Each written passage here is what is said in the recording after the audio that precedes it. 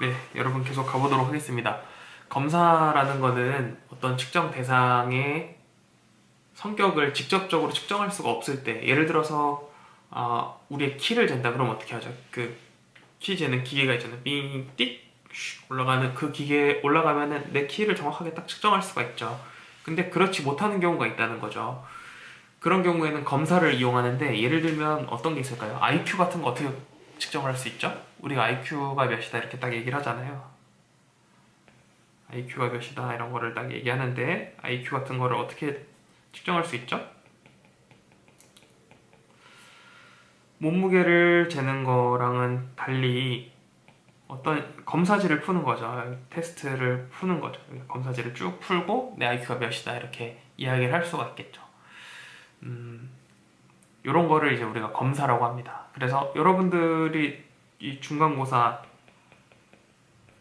기말고사 이런 것들을 다 여러분들의 그런 실력, 여러분들의 실력을 어떤지 보기 위해서 돋보기로 보는 거죠. 돋보기로 딱 보는 거죠. 여러분들의 실력이 어떤지를 직접적으로 체크할 수가 없기 때문에 이런 검사들을 활용해서 볼 수가 있는 겁니다.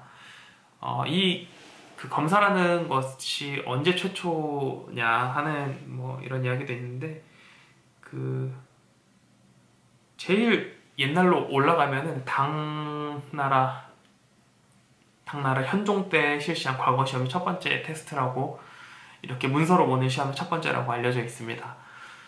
요거 하니까 또 이제 재밌는 얘기가 생각나는데, 저희 그 교육평가학회에서 하는 학회에 갔는데, 그 어떤 교수님이 자기가 이 테스트 히스토리에 대해서 책을 쓰셨대요. 그래서 자기 지도 교수님이랑 둘이서 이제 이 책을 쓰셨는데, 책을 테스트 히스토리인가 아무튼 이런 책을 쓰셨는데, 책 이제 팔렸을 거 아니에요. 책이 팔린 다음에 그 수익금을 자기 지도 교수님이 자기를 불러가지고 그 얘기를 하시더래요. 수익금을 어떻게 나눴으면 좋겠냐 이걸 물어보시더래요. 그래서 자기 생각에는 교수님이 70%를 가지시고 내가 30%를 가지면 좋을 것 같다 이렇게 얘기를 하셨대요. 그래서 그랬더니 그 지도 교수님이 무슨 소리냐, 네가 쓴 부분이 많으니까 네가 45% 내가 55% 이렇게 하겠다.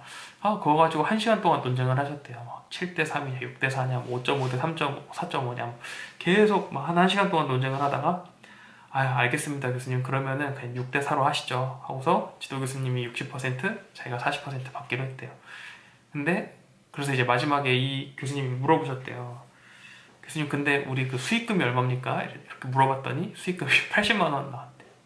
80만 원을 가지고 6대 4로 나눌지 5대 5로 나눌지 뭐 이걸 가지고 1시간 동안 싸우셨다고 얘기를 하시더라고요. 책 쓰는데 한 300만 원 정도 드셨다고 얘기를 하셨거든요. 그러니까 그 관련 자료들을 사서 모으는데 그 정도 돈을 쓰셨는데 막상 수익금은 한 50만 원도 안 나온 거죠. 그래서 이런 얘기를 해주면서 막 웃으시더니 그 책들을 그냥 나눠주셨어요, 저희한테. 그 한 PDF 파일 같은 걸로 해가지고 보고 싶은 사람들은 봐라 이러면서 나눠주셨는데, 거기도 딱 이 얘기가 나옵니다. 제일 처음에 737년에 중국 당현종 때 과거 시험의 첫 번째 형식적인 그 검사다 이렇게 나오고, 표준화 검사라는 게 있어요. 표준화 검사, 우리가 이것도 배울 텐데, 표준화 검사, 이거는 말 그대로 검사를 표준화한 거예요. 어떤 표준을 만든 거죠. 검사는 이런 식으로 돼야 된다. 검사의 큰 틀을 만드는 검사가 있는데, 요거의 대표적인 게 처음 실시한 게 비내 지능 검사입니다.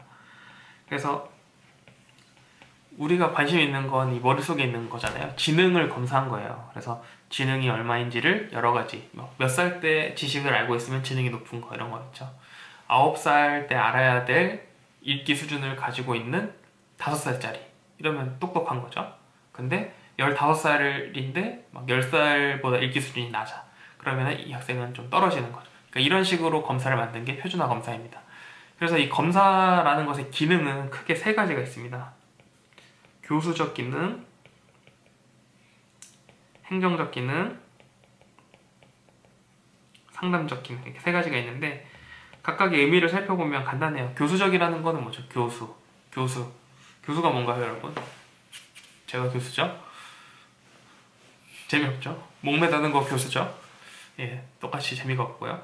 교수라는 거는 뭐냐면은 티칭이에요, 티칭.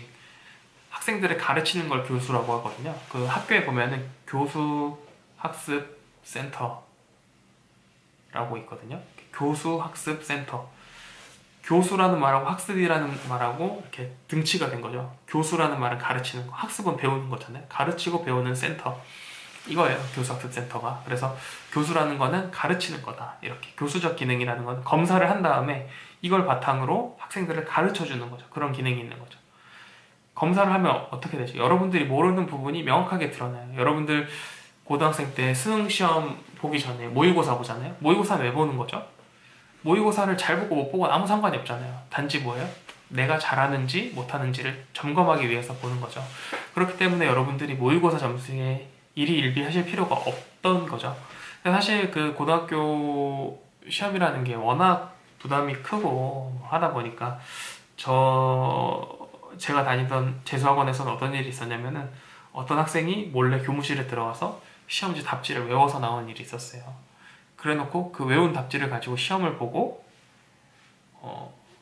수학을 만점 받았어요. 원래 막 한 20점 받던 친구인데 모의고사에서 어느 날 100점을 받은 거예요. 그래서 다들 뭐 학원에서는 뭐 되게 잘했다 이렇게 했는데 나중에 뭐 CCTV 이런 게 발각되면서 그 학생이 그 모의고사 답안지를 훔쳤다 이야기가 나왔고 실제로 그 다음 시험에서 다시 20점대로 떨어졌어요. 근데 사실 수학이라는 거에 그게 그렇잖아요. 한 번에 막 20점 맞다, 100점 맞다, 20점 맞다 이렇게 될 수가 없는 과목이잖아요.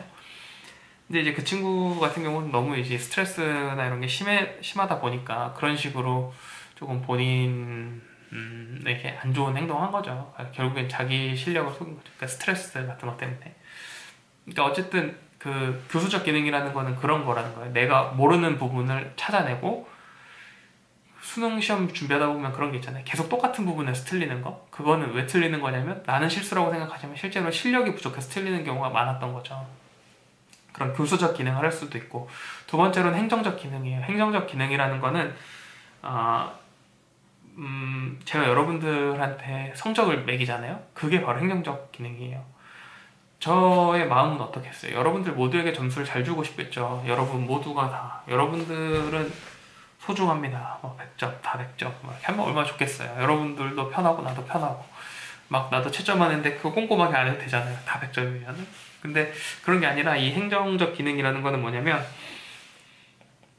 성적을 부여하고 이 성적을 부여하는 게 되게 그런 가이드라인이 있잖아요. 그러니까 여러분들 이게 그 성적이라는 게 제가 잘 주고 싶어서 잘 주고 못 주고 싶어서 못 주고 이렇게 하면은 어떤 부분에서 문제가 생기냐면 나중에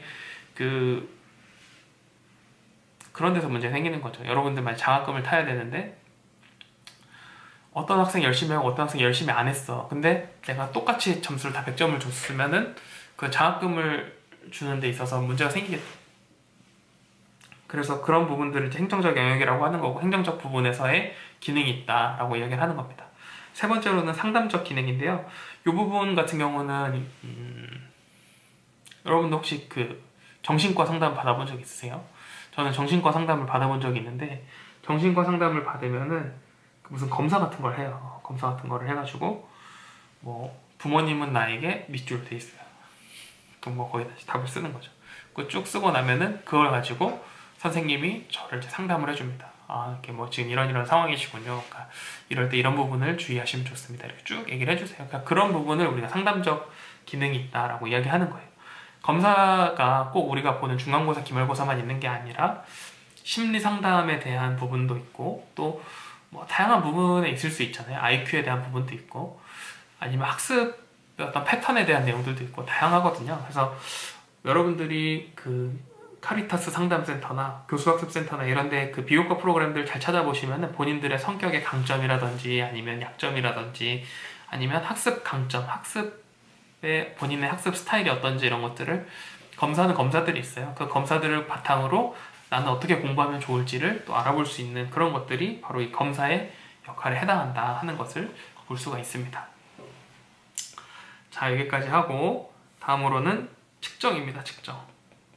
측정이라는 거는 각기 다른 능력 수준을 정확하게 추정하기 위한 검사의 이론이다. 그래서 사물의 성질을 구체화하기 위해서 숫자를 부여하는 절차다. 즉 간단히 말을 하면 수를 부여하는 절차예요.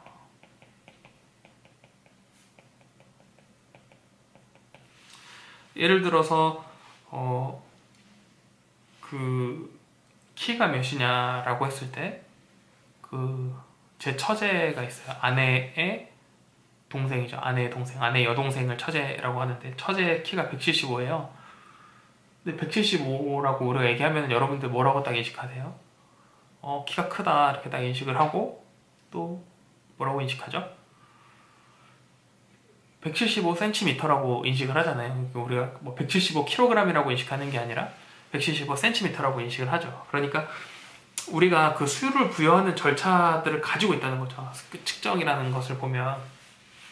그래서 측정이라는 것은 어떤 사물에 대한 특징에다가 숫자를 부여하는 것을 우리가 측정이라고 이야기합니다. 그래서 이 측정에 있어서 중요한 거는 규칙이 있어야 된다는 거예요. 규칙. 뭐를 기준으로 할 거냐. 여러분들을 1kg의 기준이 뭐죠? 1cm의 기준이 뭐죠? 1도의 기준은 뭐죠? 1도. 그런 생각 안 해보셨어요? 한 바퀴를 360도라고 하잖아요. 왜 한 바퀴가 360도일까? 생각해 보셨어요?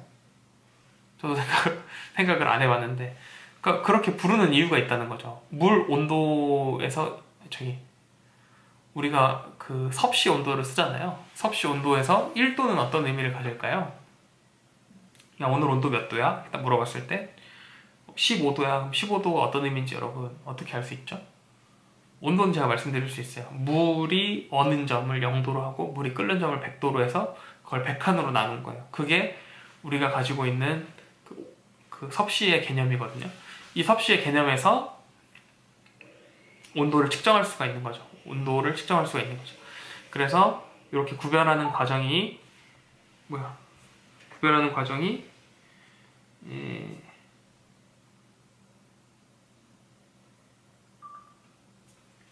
구별하는 과정이 측정이라는 것을 알 수가 있습니다. 측정의 목적은 결과를 수량화하는 데 있고요. 그 북한 사람들이 그렇다잖아요. 저는 이제 그 북한 관심 많아가지고 유튜버 같은 거 많이 찾아보는데, 북한 사람들이 처음에 한국에 와서 놀란 게 뭐냐 물어보면은 한국 사람들의 체격에 놀란대요. 한국 사람들의 체격. 한국 사람들은 북한 사람들의 2배만 하다 이렇게 얘기를 하더라고요. 그래서 에이 무슨 2배만 해 이렇게 했는데 보니까 그 무슨 말이냐면 북한 사람들이 잘 못 먹으니까 몸무게가 보통 한 40 몇 킬로 이렇게 나간대요. 남자들이 45kg, 44kg 이렇게 나가는데 한국에 보면 80kg 나가는 사람들 많잖아요. 저만 해도 거의 뭐 70 몇 킬로 이러니까, 그러니까 이 몸무게만 봐도 자기의 거의 2배 가까운 몸무게가 된다. 그러면서 되게 좀 무서웠다고 하더라고요. 한국 사람들 확실히 덩치가 크고 잘 먹고 그래서 얼굴에 개기름이 반질반질하다 표현하더라고요. 그러니까 잘 먹고 이래가지고 더 좋다는 거죠. 그러니까 우리 입장에서 크다 이러면은 한 키도 한 185 막 이렇게 되고 몸무게도 한 90kg 나오고 덩치가 딱 그냥 떡대가 좋은 사람들을 우리가 되게 이제 뭐 멋있다, 키가 크다, 뭐 몸매가 좋다 이런 얘기를 하잖아요. 근육이 딱 있고 이런 몸매를. 근데 그런 언어적인 표현의 결과를 숫자로 바꾸는 거죠. 그래서 한 185에 90kg 이렇게 딱 바꾸면은 좀 객관적으로 바뀌겠죠. 북한 사람들이 보는 몸이 좋은 거랑 내가 보는 몸이 좋은 거랑 다르잖아요. 그리고 이제 북한에서는 그렇대요. 이게 좀 살찐 사람을 되게 이제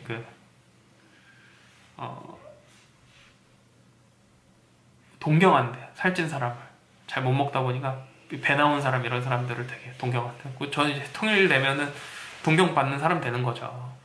북한 사람들은 그렇게 표현한다고 하더라고요. 당 간부 같다 이렇게 표현을 한대요. 재밌죠? 당 간부 같은 몸매다. 배가 나온 사람. 저는 이제 당 간부형 체형을 가지고 있는 거죠. 그래서 이제 그 측정이라는 거는 결국에는 잴 수가 있어야 된다는 거예요. 가령 예쁘다, 뭐 매력적이다, 뭐 맛있다 이런 것들은 측정의 결과가 될 수 없다는 거고, 오히려 이런 거는 될 수가 있다는 거죠. 머리 둘레가 몇 센티미터 이상이다, 혹은 키가 몇 센티미터 이하다, 아니면 신발 사이즈가 몇이다. 이런 것들은 측정의 대상이 될 수 있지만 뭐 예쁘다, 아름답다, 매력적이다, 뭐 되게 느낌 있다 이런 것들 잴 수가 없다는 거죠. 네.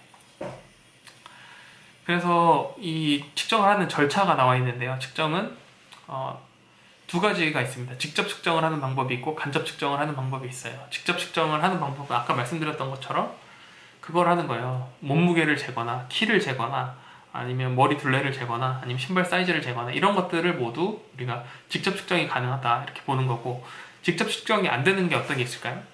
여러분들의 IQ, 여러분들의 감성 지수 혹은 여러분들의 어휘력 이런 것들은 직접 측정이 안 돼요. 그렇기 때문에 우리가 뭘 활용한다? 검사를 활용하는 거예요. 그래서 검사를 활용해서 여러분들의 능력 수준 같은 것들을 재고 여러분들에게 필요한 학업적인 조치들을 취하고 하는 것들이 있습니다. 그래서 이 마지막 부분이 약간 어려운 부분인데 여러분 집중해서 들어주셨으면 좋겠습니다. 이 부분은 제가 항상 시험에 내는 부분이거든요. 척도의 종류가 있습니다. 척도의 종류. 척도에는 종류가 있는데 크게 네 가지가 있습니다. 1번 명명척도, 두 번째 서열척도, 세 번째 등간척도, 네 번째 절대척도 혹은 비율척도라고도 합니다. 명명척도라는 거는 뭐냐면 명이 두 개 있죠. 이름을 부른다는 거예요. 이름을 붙인다. 그래서 이 명명척도라는 거는 사물을 구분하는 데 쓰는 거죠. 가령 남녀 이렇게 있어요. 남자 여자 이렇게 구분하는 걸 명명척도라고 하는 거예요. 어떤 우위가 있는 게 아니죠. 여자가 더 우월하고 남성이 더 열등하고 이런 관계가 아니라 두 개가 동등하고 어떤 순위를 매길 수 없는 거, 그냥 단순히 구분하기 위해서 매긴 거예요. 가령 설문지 같은 걸 표기를 할 때 남자, 여자 이렇게 쓰면은 좋지만 그렇게 하면 타자를 여러 번 쳐야 되잖아요. 남자를 1번, 여자를 2번 이렇게 매칭을 했다고 생각을 해보면 그 숫자에서 1이기 때문에 남자가 더 작은 숫자야, 여자 2이기 때문에 남자의 2배야 이렇게 생각하지 않잖아요. 그냥 1번은 남자, 2번 여자니까 그냥 1번이 몇 개, 2번이 몇 개, 남자 몇 명, 여자 몇 명이구나 이렇게 우리가 인식을 하잖아요. 그런 걸 우리가 명명척도라고 합니다. 사물을 구분하기 위해서 부르는 척도. 두 번째로 서열척도가 있는데요. 서열척도는 말 그대로 순서를 매긴 거. 이 말 사이에 순위가 있는 것들. 그거를 우리가 서열척도라고 부릅니다. 대표적으로 뭐가 있을까요? 군인의 계급이 있어요. 여러분들 군대를 안 가셨기 때문에 모르겠지만 뭐 예를 들면 유치원에서 생각해보면 이런 거예요. 원장 선생님이 있고 담임 선생님이 있고 그 다음에 그 보육교사가 있고 뭐 이렇게 있는 거죠. 그러니까 그런 위계가 있다는 거죠. 이런 위계가. 그냥 이름이잖아요. 원장 선생님, 담임 선생님, 뭐 그 다음에 뭐 선생님 뭐 이렇게 쭉 있는데 여기에 어떤 위계가 있느냐라고 물어봤을 때 뭐라고 대답할 수 있죠? 있다. 대답할 수 있죠. 원장 선생님 제일 높은 사람이다. 우리 유치원의 방향성을 결정하고 뭐 이런 걸 결정한 사람이다. 이렇게 대답할 수 있잖아요. 그런 경우를 우리가 서열척도라고 합니다. 그래서 사물을 구분하기도 하지만 거기에 플러스 순위가 있는 경우, 이거를 우리가 서열척도라고 부릅니다. 등간척도는 여기서 중요한 말이 나오는데요. 임의 0점하고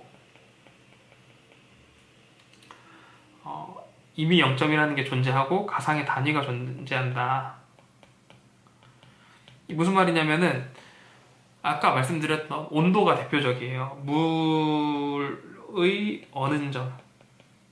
물이 언제 얼죠? 몇 도에서 얼죠? 0도에서 얼잖아요. 물의 끓는 점이 얼마죠? 100도잖아요. 와, 어떻게 이렇게 되지? 왜 물이 딱 얼면 어떻게 딱 기가 막히게 0도에서 얼까? 어떻게 기가 막히게 딱 100도에서 물이 끓을까? 이런 거 궁금하지 않으세요? 왜 이러냐면은 당연히 그럴 수밖에 없죠. 물이 어는 걸 우리가 0도라고 했고 물이 끓는 걸 100도라고 했으니까 0도에서는 얼고 100도에서는 끓게 되는 거죠. 우리가 정한 거예요. 그리고 그 급간을 100개로 나눈 거, 그걸 우리가 섭씨 온도로 활용하고 있습니다. 그래서 0도가 어는 점, 100도가 끓는 점 이렇게 정해놓고 이거를 100칸으로 자른 거라고 말씀드렸잖아요. 오늘 온도가 몇 도야? 하면은 지금 15도야 이렇게 딱 얘기를 했어요. 그럼 15도는 18도보다는 몇 도 낮은 거야? 이렇게 물어보면 대답할 수 있죠. 3도 낮은 거야. 이렇게 대답할 수 있죠. 그러면 18도보다 몇 퍼센트 낮은 거야? 그럼 대답할 수 있나요? 기준이 이 0점이 막 움직이잖아요. 0점이라는 것이 기준이 우리가 임의로 정한 거기 때문에 고정되어 있는 점이 아니란 말이죠. 그래서 18도가 15도에 한 15% 정도 떨어진 온도야. 이렇게 대답하지 않죠. 우리가 그런 식으로 이야기하지 않잖아요. 그러니까 그냥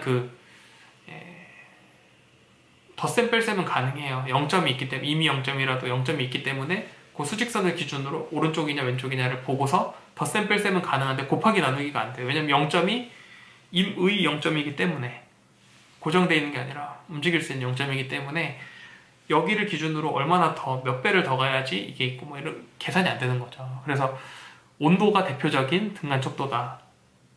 비율 척도라는 거는 뭐냐면 등간 척도랑 비슷해. 간격도 일정한데 0점도 딱 고정돼 있어. 뭐가 있을까요? 키, 몸무게 이런 게 대표적이에요.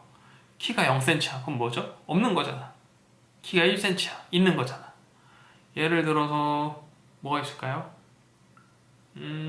신발 사이즈가 뭐 280이야, 250이야 하면은 딱 그 0은 뭐죠? 그럼 없는 거잖아. 그렇게 딱 없는 점이 명확한 거를 우리가 절대 0점이라고 부르고요.